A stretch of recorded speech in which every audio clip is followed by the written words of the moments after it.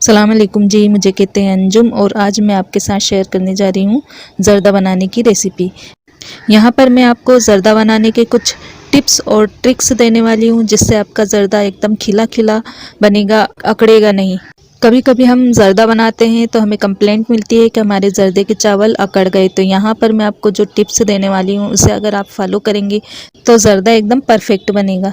ज़र्दा बनाना शुरू करते हैं। रेसिपी पसंद आए तो थम्स अप। फिर ज़र्दा बनाने के लिए सबसे पहले हम चाशनी बनाकर तैयार करेंगे। उसके लिए मैंने एक पतीली में 250 ग्राम शक्कर डालूंगी और इसी के साथ में इसमें डाल दूंगी आधा कप पानी। गैस की फ्लेम को ऑन करेंगे और इसकी चाशनी बनाकर तैयार करेंगे। चाशनी को हमें ज़्यादा नहीं पकाना है, बस शक्कर मेल्ट हो जाए, हल्की सी चिपचिपी बनकर तैयार होगी चाशनी और हम गैस की फ्लेम को ऑफ कर देंगे। तो यहाँ पर शक्कर मेल्ट हो चुकी है। अब हम इस चाशनी को हटा देते हैं और ज़र्दे के चावल को पका लेंगे। तो एक पतीली मैंने रख दी है गैस के चूल्हे पर, उसमें हमने 50 ग्राम घी डाल दिया है। घी को मेल्ट होने देंगे।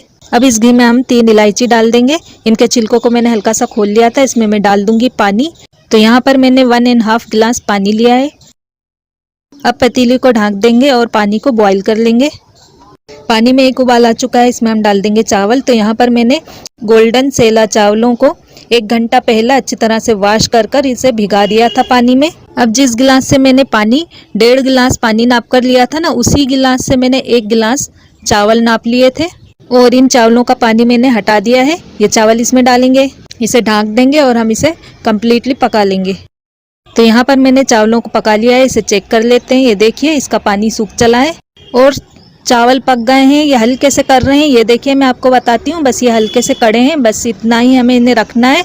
इन चावलों में से हम थोड़े से सफ़ेद चावल एक प्लेट में हटा लेंगे और बाकी के चावल में हम ज़र्दे का कलर मिला देंगे। चूल्हे की आंच को हमें पूरी तरह से धीमा रखना है। अब सबसे पहले इसमें हम चाशनी डालेंगे, इसके बाद हम इसमें कलर मिलाएंगे। चावलों में ज़र्दे का कलर डालकर इसे अच्छी तरह से मिला लेंगे। अब एक मोटा तवा लेकर चूल्हे पर रखेंगे और उस तवे पर हम इस पतीली को रखेंगे चावल की। गैस की फ्लेम को हम हल्का सा तेज कर देंगे ताकि तवा हमारा अच्छा सा गर्म हो जाए। उसके बाद चूल्हे की आंच को धीमा कर हम चावलों को 10 मिनट तक पूरी तरह से पका लेंगे।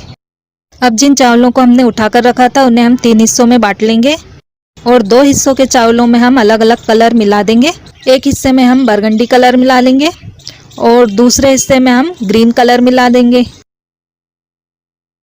ज़र्दे को पकते हुए पूरे 10 मिनट हो चुके हैं। अब हम ढक्कन को हटाकर इसे चेक कर लेंगे। ये देखिए चाशनी पूरी तरह से सूख चली है। इसमें हम 1 टीस्पून देसी घी मिला देंगे।